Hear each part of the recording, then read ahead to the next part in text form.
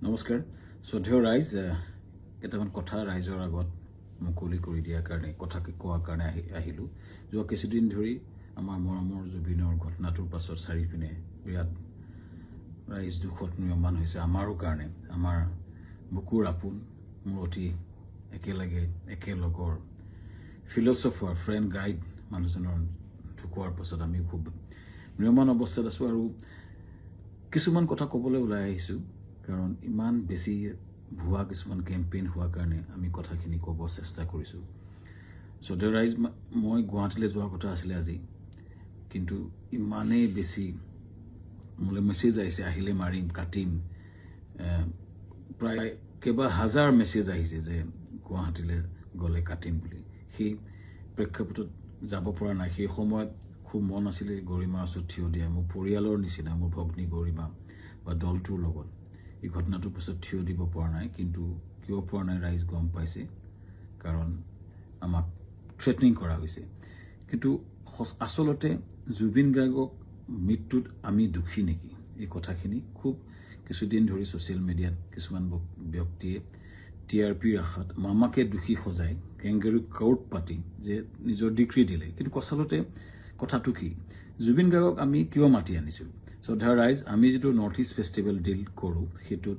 উত্তৰ পূবৰ বিভিন্ন সংস্কৃতি বা খাদ্য বা পৰ্যটনৰ প্ৰসাৰ কৰা হয় প্ৰথম 2013 চনত পাতোঁতে আমি জুবিন গাৰ্গৰ লগতে কথা পাতিছিলোঁ তেখেতেই আমাক ব্ৰেণ্ড এম্বাছেডৰ হিচাপে গাইড কৰিছে যে মই সংপৃক্ত থাকিম অনুষ্ঠানটো আমি একেলগে কৰিম টিভিত বা বিভিন্ন মিডিয়াত তেওঁ বহুবাৰ কৈছে যে শ্যামকানুৰ সৈতে মিলি আমি নৰ্থ ইষ্ট ফেষ্টিভেল পাতোঁ দিল্লীত বা বিশ্বৰ বিভিন্ন ঠাইত তেওঁ নিজে ইয়াত সংপৃক্ত আছে বুলি বহু ভিডিঅ' আছে মই আপোনালোকক জনাম দেখুৱাম এই ব্যক্তিজন আমি যেতিয়া বাহিৰত অনুষ্ঠান য'তে কৰোঁ আমি তেখেতৰ পৰা আলোচনা কৰোঁ আৰু যিহেতু আমাৰ ব্ৰাণ্ড এম্বাছেডৰ আৰু যেতিয়া আমি বিদেশত কৰিলোঁ দুইবাৰে তেওঁ বেংককত গৈছিলে আৰু এইবাৰো যেতিয়া আমি ছিংগাপুৰত কৰিবলৈ গ'লোঁ তেখেতক আমি ক'লোঁ যে ছিংগাপুৰত কৰিব বিচাৰিছোঁ চ' আমি ক'লোঁ এনেকৈ কৰিব আমাৰ গোটেই প্ৰগ্ৰেমটো এনেকুৱা হ'ব তেখেতক ক'লোঁ যে তুমি যাবা নেকি তেখেতে ক'লে যাম মই যাম মোৰ লগত মোৰ ভাতৃ সন্দীপনক লৈ যাম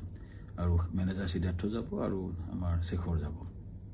চ' এনেকৈ ক'লে কোৱাৰ পাছত আমি পিছত আৰু এগৰাকী সংগীত শিল্পীও আহিলে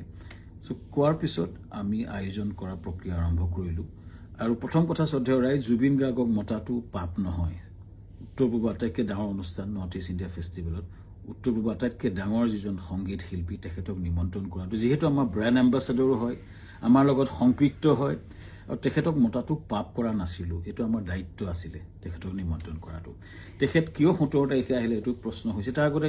সুস্থ দেহাৰে আহিছে বুলি বহুতে লিখিছে কিন্তু তাৰ দুদিনমান আগতে তেখেতে আমাৰ 7 ছেপ্টেম্বৰত মুম্বাইত তেওঁ খুব ধুনীয়া পাৰফৰ্মেঞ্চ কৰিছে মুম্বাইত আৰু তেখেতে 1 তাৰিখে নে 3 তাৰিখে দিল্লীত তেখেতে পূজাত এটা অনুষ্ঠান কৰাৰ কথা আছিল সম্পূৰ্ণ কনচাৰ্ট বা মিউজিকেল প্ৰগ্ৰেম কৰাৰ কথা আছিল কেইবাটাও প্ৰগ্ৰেম তেওঁ লাইন হৈছে তেখেতে প্ৰগ্ৰেম কৰি আছিলে চ' গতিকে সুস্থ দেহাৰে আমি অনাটো আমাক এটা অতি ভুল দোষাৰোপ কৰা হৈছে তৃতীয় কথাটো হৈছে তেখেতৰ 17 তাৰিখে এইকাৰণে আহিলে সেইদিনাখন ডাইৰেক্ট ফ্লাইট আহিলে কাৰণ কলিকতা হৈ আহিলে বহুত দীঘলীয়া হয় 19 তাৰিখে আমাৰ অনুষ্ঠান আৰম্ভ হয় চ' সেইকাৰণে 17 তাৰিখে গ্ৰুপ ফ্লাইটত তেওঁ আহিছিলে লগতে দলটো আহিছিলে আমি পেন পেচিফিক হোটেলত ৰাখিছিলোঁ আমাৰ য'ত অনুষ্ঠান হৈছিল তাৰ লগতে চানটেকৰ লগতে পেন পেচিফিক এখন 5-star হোটেল সকলো দলটো আমি ৰাখিছিলোঁ ভালকৈ ৰখাৰ চেষ্টা কৰিছিলোঁ আমি তেওঁলোকক কথা পাতিছিলোঁ যে তেওঁ কৈছিলে আমি অলপ জিৰণি ল'ম আৰু 19 তাৰিখে তেওঁ আৰম্ভণি অনুষ্ঠানত তেওঁ থাকিব আৰু 20 তাৰিখে তেওঁ দুটামান গান গাব ভূপেন হাজৰিকাৰ এটা ট্ৰিবিউট দিব এইটো আলোচনা আমাৰ হৈছিলে পিছত 18 তাৰিখে দিনাখন 19 তাৰিখে আমাৰ অনুষ্ঠান আছিলে 18 তাৰিখৰ দিনাখন আমি তেখেতক খবৰ কৰি তেওঁ শুই আছিলে আমাৰ বহুত বিভিন্ন উত্তৰ পূৰ্বৰ মানুহ আছিলে তেওঁৰ লগত তেওঁ ভায়েক আছিলে আৰু তেওঁ সিদ্ধাৰ্থ আছিলে মেনেজাৰ আৰু দল আছিলে 19 তাৰিখৰ দিনা ঘটনাটো ঘটিলে যেতিয়া আমাৰ সেইদিনাখন উত্তৰ পূৰ্বৰ বিভিন্ন মন্ত্ৰী বিষয়াৰ লগত আমাৰ এখন মিটিং চলি আছিলে উদ্যমীসকলৰ লগত ছিংগাপুৰৰ মিটিং চলি আছিলে যাতে আমি ৰাতিপুৱাই গৈছিলোঁ তেতিয়াই এই জাহাজৰ ঘটনাটোৰ কথা মোক সিদ্ধাৰ্থ শৰ্মাই ফোন কৰিছিলে 3:30 বজাত আমাৰ মিটিং আৰম্ভ হৈছিলে 12:30 বজাত চ' 11:30 মানতে মই চাংগ্ৰিলা হোটেলত গৈছিলোঁ আৰু তাত 3:30 বজাত আমি গম পাইছিলোঁ যে এনেকুৱা ঘটনা এটা ঘটিছে সিদ্ধাৰ্থই ফোন কৰিছিলে ক'ত ঘটিছে কেনেকৈ ঘটিছে আমি একো গম পোৱা নাছিলোঁ লগে লগে বহুখিনি তাকে লৈ ফোন আহিছিল কিন্তু মই উত্তৰ দিব পৰা নাছিলোঁ আচলতে ইমান ডাঙৰ ঘটনাটো আমাৰ মৰমৰ বুকুৰ আপোন মানুহজন এনেকুৱা ঘটনা ঘটিছে কথাটো আমাৰ কাৰণে এটা থটমটৰ নিচিনা হ'ল আৰু লগে লগে আমি দূতাবাসৰ লগত কথা পাতি তালৈ গ'লোঁ আৰু ঘটনাটো হ'ল আৰু এই ঘটনাটোৱে সকলোকে মুখৰে মাত নাইকিয়া কৰিলে আৰু গম পাই লগে লগে আমাৰ অনুষ্ঠানটো বাতিল কৰা বুলি আমাৰ হাই কমিশ্যনে নিজস্বভাৱে ঘোষণা কৰিলে আৰু অনুষ্ঠান তাতে বাতিল কৰা হ'ল তাৰ পিছতো কোনোবাই উলিয়াইছে আমি প্ৰগ্ৰেম কৰি আছিলোঁ বুলি কিন্তু আচলতে আমাৰ ভাৰতৰ ৰাষ্ট্ৰদূতে এইটো ডিক্লেয়াৰ কৰিছিলে অনুষ্ঠানটো সম্পূৰ্ণ বাতিল কৰা হৈছিলে আৰু সেইটো পিছতো আমি টিমটোৰ লগত লাগি কেনেকৈ আমাৰ পাৰ্থিৱ শৰীৰটো গুৱাহাটীলৈ পঠাব পাৰি তাৰ লগত মই কাম কৰিছিলোঁ সিদ্ধাৰ্থৰ লগত আমাৰ মৰ্গত আমাকে যাবলৈ দিয়া হৈছিলে সিদ্ধাৰ্থ আৰু সন্দীপন শেখৰৰ লগত আৰু তাৰপিছতেই কেম্পেইনটা আৰম্ভ হ'ল আমাৰ বিপক্ষে সেইদিনা মই কৈ আছিলোঁ যে মৰ্গলৈ যাওঁ বুলি কোনোবাই সেইটো মদ খাবলৈ যাওঁ বুলি এটা কেম্পেইন কৰিলে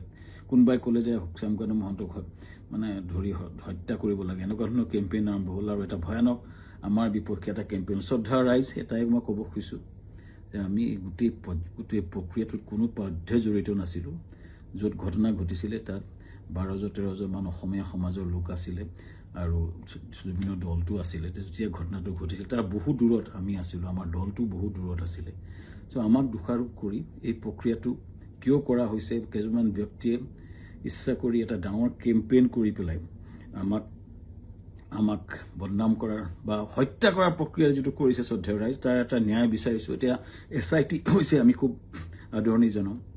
যি প্ৰশ্ন হয় উত্তৰ দিব বিচাৰিছোঁ কাৰণ আমাৰ ফালৰ পৰা আমি ক'বলগীয়া কথাখিনি আমি ক'ম আমি আদৰণি জনাইছোঁ সঠিক তদন্ত হওক কিন্তু এই যিটো ঘটনা ঘটিছিলে জাহাজখনত বহু দূৰত আমি আছিলোঁ আৰু আমাক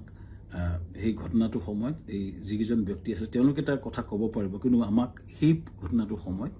আমাক সম্পৰ্কে কোৱা আমাৰ একচুৱেলি আমি নাজানিছিলোঁ কিন্তু এটা কথা হয়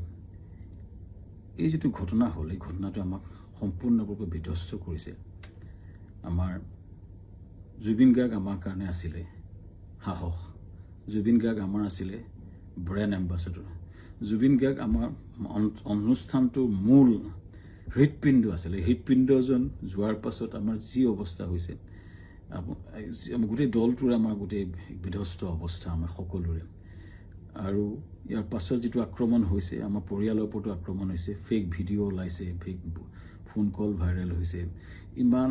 জুবিন গাৰ্গে এই অনুষ্ঠানটো নিজৰ বুলি আগুৱাই লৈ গৈছিলে তেওঁ অনুষ্ঠানটোৰ গুৰুত্বটো বুজি পেলাই নিজকে আগুৱাই লৈছিলে আৰু সেইজন ব্যক্তিৰ স্মৃতিত আমি বহু কৰিবলগীয়া আছে কিবা যদি জীৱনত কৰিব বিচাৰোঁ জুবিনৰ স্মৃতিত নিশ্চিতভাৱে কৰিব বিচাৰিম কিন্তু এই যিটো অন্যায় হৈছে যিটো মিছা অপবাদ দিছে ন্যায় হওক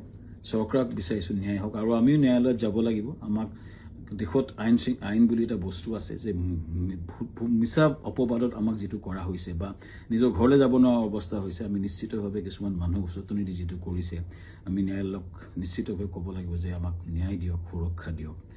আৰু ৰাইজৰ পৰা ন্যায় বিচাৰিছোঁ চৰকাৰৰ পৰা ন্যায় বিচাৰিছোঁ আৰু জুবিনৰ আমাৰ মহান শিল্পী আমাৰ মৰমৰ বুকুৰ আপোন মানুহজনৰ আত্মাই চিৰশান্তি পাওক ৰাইজৰ পৰা আশীৰ্বাদ বিচাৰিছোঁ ন্যায় বিচাৰিছোঁ ধন্যবাদ